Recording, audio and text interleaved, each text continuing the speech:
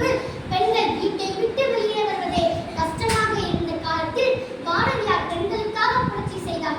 பெண்கள் படிக்க வேண்டும், கவிதை எழுத வேண்டும், தேசத்தை ஆள வேண்டும் என்று கனவு கண்டார். பட்டங்கள் ஆள்வதும் சட்டங்கள் செய்வதும் பாரின் பெண்கள் நடத்த வந்தோம் என்று அவர் பாடியது இன்று உண்மையாகிவிட்டது. நான் இன்று உங்கள் முன் தைரியமாக பேசுகிறேன் என்றால் அதற்கு அன்று பாரதியார் கண்ட கனவுதான் விதை.